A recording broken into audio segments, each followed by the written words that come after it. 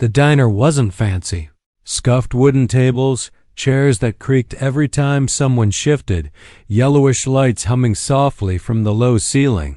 The smell of burgers, fries, and cheap coffee floated in the air. It was the kind of place where no one needed to pretend to be more than they really were. Adrian Cole sat at a table by the window, watching his son devour French fries with the serious concentration of a 5-year-old boy. Theo had ketchup on the corner of his mouth and swung his legs under the chair, smiling between bites. "It's really good, Dad," Adrian smiled back. "I'm glad you like it, buddy." He didn't look like a billionaire. Dark jeans, a simple black t-shirt, worn sneakers. Nothing about him screamed money. And that was exactly how he liked it. Away from the boardrooms, away from the Cole surname, away from the weight of running an empire. Here, he was just a dad having dinner with his son. The bell over the door chimed softly. Adrian glanced up. A blonde woman walked in, hair pulled back into a low ponytail. Faded jeans, a slightly wrinkled white shirt, sneakers worn at the toes. Her bag was old, the strap almost giving out. She held the hand of a little girl about Theo's age. The girl had curious hazel eyes, light hair falling over her shoulders, and a pale pink jacket a size too big. Adrian noticed the way the woman looked around. It wasn't, "Where's an empty table?" It was, "Is it okay if we stay? Is this place safe? Can I come in without being a bother?" She walked to the counter, shoulders slightly hunched, her daughter glued to her side. "Could I have a cup of water, please?" she asked, voice low, embarrassed. The guy behind the counter nodded, grabbed a plastic cup, filled it with ice water, and handed it over. The little girl tugged gently on her mother's shirt. "Mom," she whispered. "What is it, sweetheart?" "I'm hungry." Her voice was so soft it almost dissolved into the background noise. But Adrian heard it, and so did Theo. Theo stopped chewing. He turned toward the girl, then looked down at his own plate, full of fries, a juicy burger, and an untouched chocolate milkshake. The woman took the water and led her daughter to an empty table in the corner, far from everyone else. She sat across from her, ran a hand through the girl's hair, and forced a small smile. "Drink a little, okay? We'll eat later at home." The little girl, Emma, wrapped her hands around the plastic cup and drank slowly. But her eyes kept drifting to the other tables, to the burgers, slices of pizza, crispy fries. Every time she realized she was staring, she looked away again, as if she didn't have the right to want any of it. Theo quietly put his fork down. "Dad," Adrian turned to him. "Yeah, that girl. She's hungry." Adrian followed his son's gaze. He saw the woman Maya trying to distract her daughter with small talk, smiling with tired eyes. He saw Emma swinging her legs, quiet in a way no 5-year-old should be. Theo looked up at his father with that inexplicable seriousness children sometimes have when they understand something important. "Dad, can I share my food with them?" The question ran through Adrian like a quiet shock. He blinked, surprised, pride already rising in his chest. For a second, he just looked at his son. Theo's brown eyes were wide, full of sincere hope. Adrian rested a hand on his shoulder and smiled. "Do something even better," Theo frowned. "Better? Invite them to eat with us." Theo's face lit up. "Really? Really?" Before Adrian could say anything else, Theo slid off his chair and trotted across the diner. He stopped in front of the corner table, where Maya and Emma sat with only a cup of water between them. "Hi," Theo said. Both looked up, surprised. "Hi," Emma replied, blinking. Do you want to eat with us?" "My dad said you can." Maya blinked, confused, almost embarrassed. "What?" Theo pointed to Adrian, who was already standing and walking over to them. "Sorry for the surprise," Adrian said, with a crooked smile. "But he's right. Would you like to have dinner with us?" Maya flushed. She shook her head. "No, thank you. We can't. Please?" Theo insisted, now looking directly at Emma. "I have a toy car. I can show you later." Emma looked at her mother with those wide eyes, full of longing, but said nothing. "Mom," Maya bit her lip. She was clearly uncomfortable. her pride and her need pulling in opposite directions. But there was something in Adrian's voice. It wasn't pity. It was respect, an offered bridge, not a spotlight. He bent a little so he could speak at her eye level. No pressure. We just have more food than we need. It would be nice for the kids. Only if you're okay with it. Maya looked at Emma, then at Theo, then at Adrian. She tried to find some second intention, some hidden mockery. All she saw was sincerity. She exhaled slowly. All right. Thank you. Theo celebrated in silence, eyes shining. He took Emma's hand as if it were the most natural thing in the world. Come on. The kids ran ahead. Maya got up slowly, adjusting the strap of her old bag on her shoulder. Adrian walked beside her. I'm Adrian. That's Theo. Maya. And this is Emma. Nice to meet you, Maya. She just nodded. At the table, Adrian called the attendant and ordered another full meal, extra fries, orange juice. When the food arrived, he placed the steaming plate in front of Emma. For you, he said gently. Emma looked at her mother, asking permission without words. Maya nodded, her eyes already shiny. Emma picked up the fork carefully and started to eat. Slowly, chewing thoroughly, as if prolonging every bite. She didn't hide that she was hungry. Theo ate beside her, talking between mouthfuls. Do you like cars? I do. I have a red one. It's the fastest one ever. I've never had a toy car, Emma said. Theo froze as if that were impossible. Never? She shook her head. Then you can play with mine, he said instantly, pulling a small metal car out of his jacket pocket and placing it on the table. Emma's eyes lit up like two tiny stars. Really? Really? Look how fast it goes.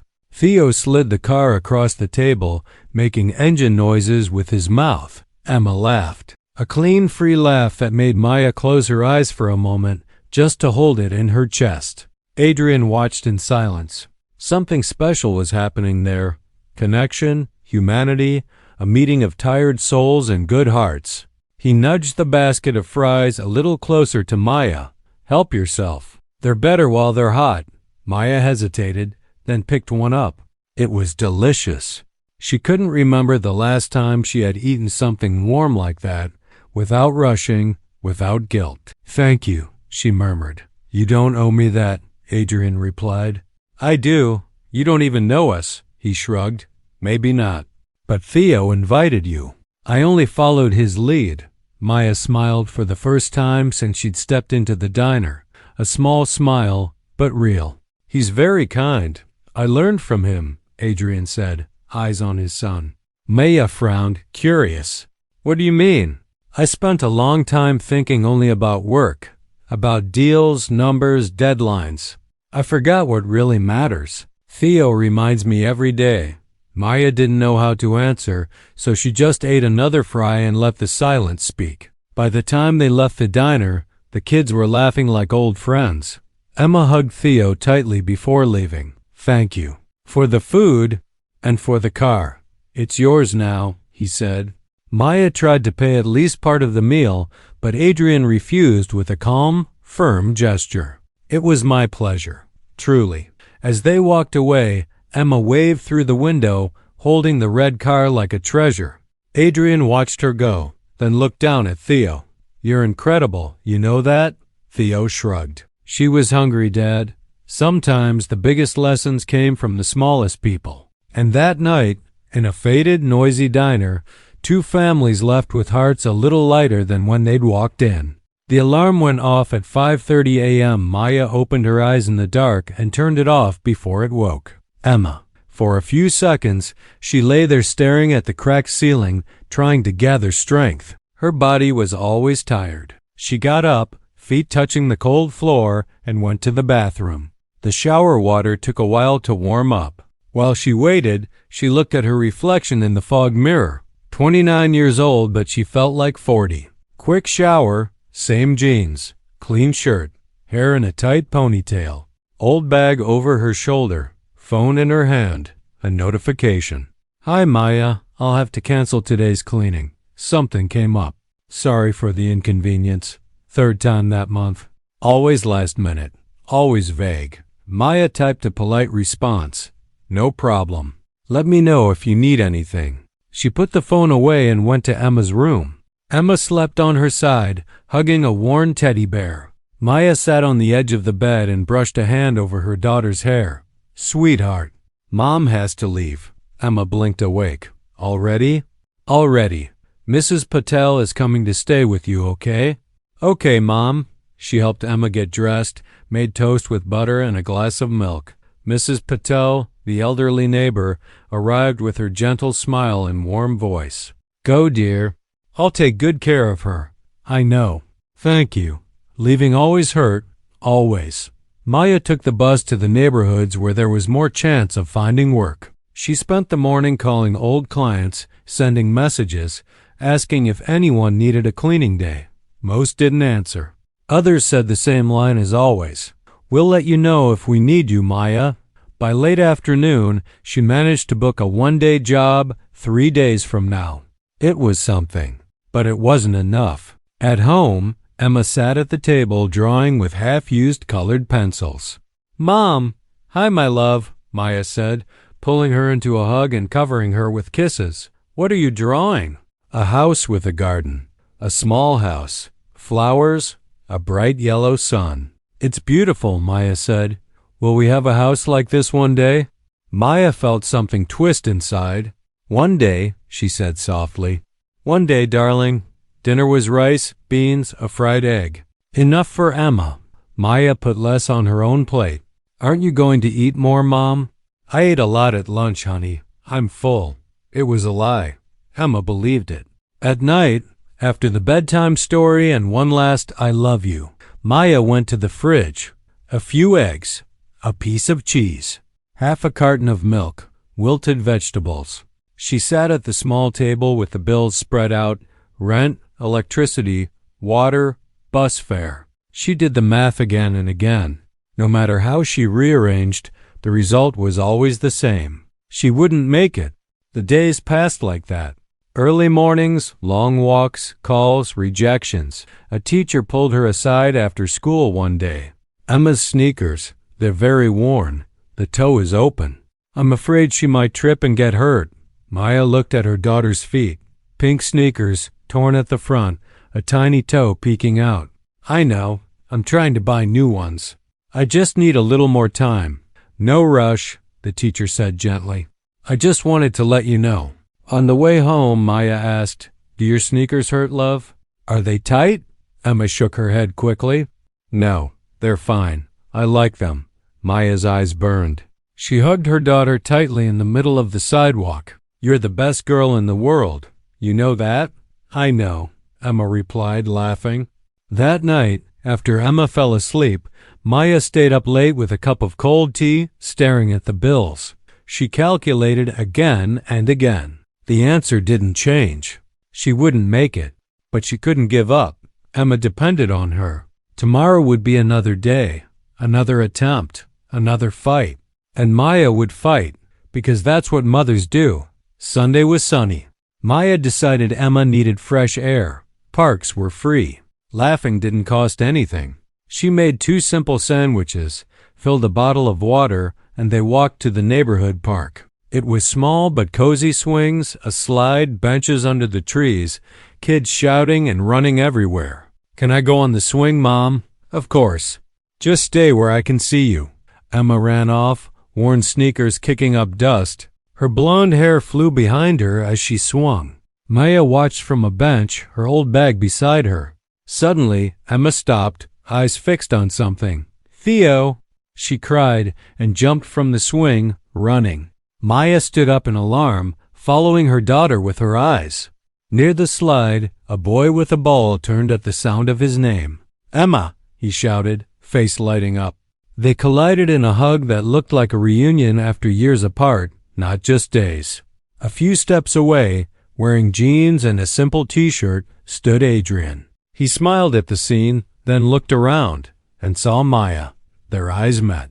He lifted a hand in a small wave. She waved back, cheeks warming. He walked over, hands in his pockets. Hi, she replied, still a bit shy. What a coincidence. We come here almost every Sunday. Theo loves this park. Emma does too, Maya said. It's her favorite place. He motioned to the bench. Can I sit? Sure. They sat a respectful distance apart, watching the kids chase the ball. They look like siblings, Adrian commented. They do, Maya agreed, smiling softly. Emma doesn't usually talk this much. Neither does Theo. At home he's calmer. I think kids recognize each other, he added. They both laughed quietly. The conversation flowed easily. Adrian asked if Emma went to school where they lived. Maya answered without sharing too many details. She asked if Theo had siblings. It's just us, Adrian said. His mom passed away when he was 2. Maya's heart clenched. I'm sorry. Thank you. It's been 3 years. It still hurts, but we're learning to live around the pain. She didn't force comforting words. She just stayed there, present. And he seemed grateful for that. They talked about where they grew up, childhood dreams, silly things they believed as kids. What did you want to be when you grew up? He asked. Maya chuckled, embarrassed. A teacher. I used to help other kids learn to read. That's wonderful. You would have been a great one. And you? A firefighter, he admitted, laughing. I thought the red truck was the coolest thing in the world. Every boy thinks that, she joked. They laughed together. For the first time in a long time, Maya felt her shoulders relax. For a moment, she didn't feel like she had to be strong for everyone. She was just herself. Adrian watched Emma running with Theo. That's when he really noticed the sneakers. Torn toe. A little sock showing through. He didn't say anything. He just stored the detail away deep in his heart. Week after week, Sundays at the park became a ritual. Emma and Theo ran to each other the moment they arrived, inventing wild games, saving imaginary universes, sharing snacks, rolling in the grass until they were dirty and happy. Adrian and Maya sat on the same bench, sometimes side by side, sometimes a bit closer than the week before. They talked about work, about how heavy life felt sometimes. Adrian revealed just a piece of his truth. I work in investments. Nothing very exciting, he summarized, without mentioning billions, real estate empires, or that his name made headlines. Maya talked about cleaning gigs, about cancellations, about walking all over town looking for work. It must be exhausting, he said, truly admiring her strength. It is, but at least I choose my hours. I can spend more time with Emma. That matters, he agreed. He began bringing snacks in quantities clearly too much for just him and Theo. I made too many sandwiches. Help us or we'll have to eat everything alone, he joked. He brought cut fruit, juice boxes, cookies. He shared everything naturally, like it was the most obvious thing in the world. Maya understood exactly what he was doing, and precisely because he did it with so much care and delicacy, without speeches or humiliation, she accepted. Little by little, the 4 of them were no longer just 2 strangers who had once shared a meal. They were turning into a small group, an almost family, even if they didn't admit it yet. A few weeks later, one of Adrian's friends, thanks to his recommendation, booked Maya for a big job, a luxury apartment in an upscale neighborhood. When she arrived, Maya felt small. Marble lobby, security at the entrance, mirrored elevators. The kind of place she only saw from the outside. The realtor explained things quickly. I need the place spotless. We're showing it to very important buyers this afternoon. Everything needs to shine. You can count on me, Maya said. The apartment was huge and empty. White walls. Big windows overlooking the city. Shiny porcelain floors. She tied her hair up tighter, changed into old cleaning clothes, pulled out her supplies, and started working. Bathroom, kitchen, windows, every corner. Around 2 in the afternoon, she knelt in the living room, scrubbing the floor with a cloth, the bucket of soapy water beside her, her hands red from scrubbing. She was so focused she didn't hear the footsteps right away. The door opened, voices, shoes on the porcelain. A man with gray hair and an expensive briefcase. 2 assistants holding tablets, an investment manager and glasses, and then Adrian. He walked in wearing a perfectly cut dark suit, white shirt, navy tie, polished shoes. His hair combed back, posture straight, expression focused. He held his phone to his ear as he crossed the room. Yes, I saw the numbers. The appreciation is within projections. We can move forward, he said, voice firm and authoritative. That wasn't the gentle tone from the park. It was the voice of a man who moved millions with a signature. The realtor started pointing to different corners of the apartment. As you can see, 3 ensuite bedrooms, walk-in closets, panoramic view. Adrian hung up and looked around with analytical eyes. How much for renovations? Between 80 and 100,000, depending on the finishes, the manager replied. And the resale value after that? 2.5 million. Maybe 2.8 if we go with premium finishes. Then let's go premium, Adrian said. I want this closed in 2 weeks tops. Maya stayed half hidden behind a door slightly ajar. None of them had seen her. She was just part of the background. She watched him walk through the apartment with steady steps, talking about numbers that, for her, would mean many years of work. He belonged to that world, the world of luxury suits, fast decisions, huge amounts. And she was kneeling on the floor in old pants and worn sneakers, hands burning from cleaning. The shame hit her like a wave, strong, brutal. How could she have thought? She had allowed herself to believe he was just a single dad, someone normal, someone almost like her. But he wasn't. He was Adrian Cole, the investor, the billionaire. And she cleaned floors in the very buildings he bought and sold. One of the assistants turned toward where she was. Maya jumped up, heart pounding, grabbed the bucket with shaking hands, and slipped into the service area. She closed the door softly, like someone fleeing a place they don't belong. Voices continued in the living room. Adrian walked, commented, decided. Million after million. Maya held back tears until she reached the stairwell. Then she went down 12 floors without stopping.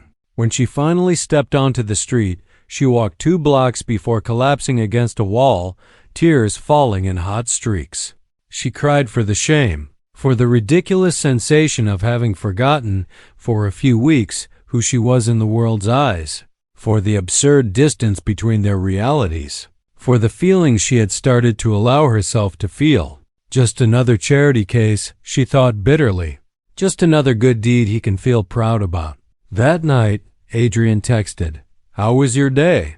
She stared at the screen for a long time before answering the next morning. Busy, lots of gigs, short, cold, curt. He noticed the change, but didn't understand it. Days turned into weeks. Adrian sent messages. "Will we see you at the park on Sunday?" "I won't be able to." "Working over the weekend, too." It was a lie. He tried calling. Sometimes she didn't answer. Sometimes she replied with quick, distant responses. "I'm fine. Just busy." He reread the conversations, trying to find something he might have said wrong. He found nothing. In the park, Theo kept looking toward the entrance. "Dad, where's Emma? She couldn't come today, buddy. Her mom is working, but she always comes on Sunday." "I know." Theo kicked the grass, shoulders drooping. "I miss her." "Me too," Adrian whispered, and it was true. He missed Emma's laugh. He missed the way Maya listened when he talked. 2 weeks went by, then 3. The silence, heavy, started to hurt like a physical wound. On a Saturday night, Adrian made a decision. He would go to her place. Sunday morning, he told Theo they were going for a visit. "Are we going to see Emma?" The boy asked, eyes shining. "We're going to try." Theo almost exploded with joy. Adrian drove to the address Maya had given him once. The buildings were old, but clean. Narrow streets. Clothes drying on balconies. People coming and going with shopping bags. "Stay here for a minute, okay?" He told Theo, who waited in the car, anxious. Adrian went up the stairs to the 3rd floor and stopped in front of apartment 3B. He took a deep breath and knocked. Silence. He knocked again. Footsteps on the other side. The door opened a crack. "Maya?" She stood there in sweatpants and a simple t-shirt, hair loose, eyes widening in shock. Adrian, what are you doing here? I needed to see you. She glanced down the hallway, nervous. I'm kind of busy right now. Maya, please, he said, voice soft but firm. 5 minutes, out here. I just need to talk. She hesitated, then stepped outside, closing the door behind her. She crossed her arms over her chest, defensive. You disappeared, he began. I've been busy. I know it's not just that. She looked away. Adrian, I miss you, he cut in, his voice cracking slightly. Theo misses you. Emma, we miss both of you. A lot? Maya closed her eyes, tears starting to form. Did I do something wrong? He asked quietly. Say something? Please tell me, because I'm completely lost here. She shook her head. You didn't do anything wrong. Then why did you run away? Silence stretched. Finally, she whispered, I saw you. Adrian frowned. What do you mean? In that apartment. 3 weeks ago. I was cleaning. You walked in with your suit, with those people, talking about millions like they were nothing. Her voice broke. I was on the floor, with a bucket, scrubbing the tiles. It hit him like a punch. He had had no idea she was there. You didn't see me, she continued, tears spilling now. But I saw you, and I understood. Understood what? He asked, throat tightening. Who you really are, she said. The world you belong to. And the world I belong to. She laughed bitterly through the tears. You're a billionaire, Adrian. You buy and sell apartments worth more than I could earn in a lifetime. And I clean them. I walk around begging for day jobs. I can't even keep up with my rent. She covered her face with both hands. I felt so small, so ridiculously small. I thought I was starting to matter to you, but I was just one more story of kindness in your perfect life. He stepped closer and gently took her wrists, pulling her hands away from her face. Maya, look at me. She tried to look away, but he insisted. Maya, please. Her eyes finally met his, full of hurt and fear. I don't care about that, he said, each word slow, firm. About status, about money, about what you do for work. He cupped her face in his hands, thumbs gently wiping away her tears. What I care about is who you are, and you are one of the strongest people I've ever met. She sobbed quietly. You raise your daughter alone. You keep going even when everything seems impossible. You love her so much you'd rather go hungry than let her feel it. You think I don't see that? I see everything. Her chin trembled. You and Emma. You did more for me and Theo than you imagine. You brought life back into our days. Laughter. Hope. I don't want to lose that. I don't want to lose you. She closed her eyes and rested her forehead against his. I was so scared, she confessed. Scared of what? Of not being enough, she whispered. He pulled her into a hug. She buried her face in his chest and finally let herself cry. 3 weeks of pain, shame, and fear pouring out. You are more than enough, he murmured into her hair. Exactly as you are. They stayed like that in the hallway, with the muffled sound of a TV from another apartment and the smell of someone's lunch drifting in the air. A very simple place, but in that moment it was the center of their two worlds. When she finally pulled back, eyes red, breathing shaky, she sighed. I'm sorry I disappeared. You don't need to apologize, he replied. I just needed to understand. She hesitated, then said, almost in a whisper, I think I was starting to really like you. And that scared me. Adrian let out a faint, emotional laugh. I was really starting to like you too. And when you vanished, it hurt. She smiled through tears. It hurt here too. He looked into her eyes. Something in the air between them had changed, more honest, deeper. Theo is downstairs, he said softly, in the car. He really wants to see Emma. Maya's eyes lit up. She's been asking about him every day, she admitted. So, shall we make them happy? She nodded. Yeah, let's. She went inside and came back with Emma in her pajamas, hair messy, eyes sleepy. When Emma saw Adrian, she ran and jumped into his arms. Uncle Adrian, you came. He caught her easily, laughing. I did. And Theo is waiting for you. Really? Really? Emma looked at her mother, pleading with her eyes. Go get dressed, Maya said, smiling through the last tears. You're not meeting your best friend in pajamas.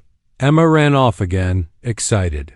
Maya and Adrian exchanged a look. He reached for her hand. She didn't pull away. Thank you for coming, she said softly. He squeezed her fingers. I'll always come, he said, whenever you need me. And for the first time in a long time, she believed someone would stay. A week later, Adrian called. Are you home this afternoon? I am. Why? Theo and I want to visit. If that's okay. Maya looked around her small apartment. It was simple, but everything was clean, organized. It was home. Of course it's okay. You're always welcome. We'll stop by around 3. As soon as she hung up, Emma came running. Was that Uncle Adrian? Is Theo coming? Yes, they're coming. Emma squealed and sprinted to her room to choose which toy to show first.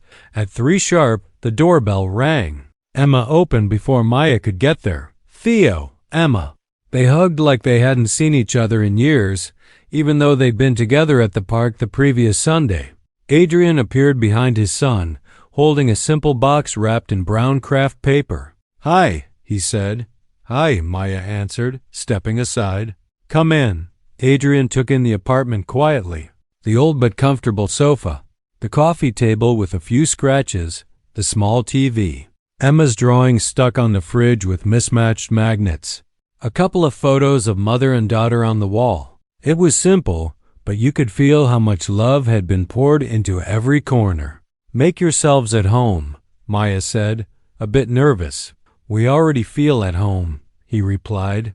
The kids disappeared into Emma's room, laughter echoing down the hallway.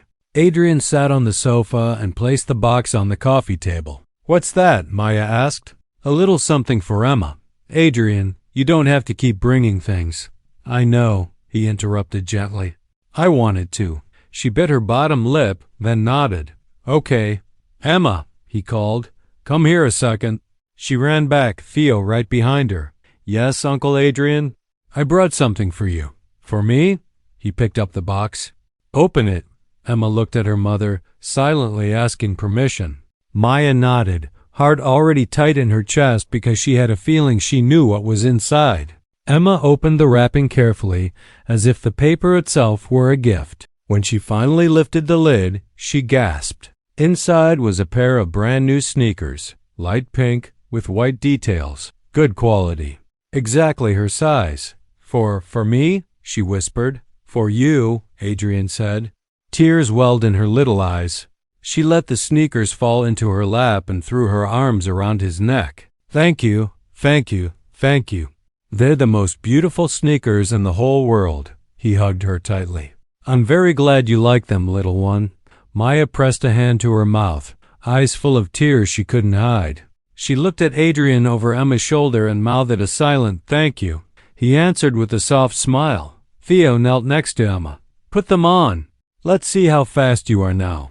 Emma quickly took off her old sneakers, the ones with the open toe, and slipped on the new pair. They fit perfectly. Mom, look, she said, standing up. They're perfect. Maya wiped her face, laughing and crying at the same time.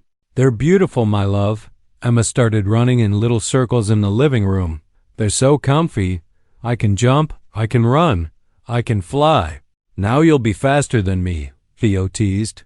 No, you'll both be superheroes, Adrian said. Emma took off the old sneakers, carefully placed them in a small bag, and pushed them under the coffee table like someone storing a piece of their own story. Maya stepped closer to Adrian. Her voice was low, full of emotion. You didn't have to do that. I know, he answered simply. I saw her shoes at the park. I just couldn't pretend I didn't. I was going to buy new ones, she said, almost as if she needed to defend her motherhood. I was just waiting to save up a bit more. I know you were, he replied, looking her straight in the eye. Now you can use that money for something else you need.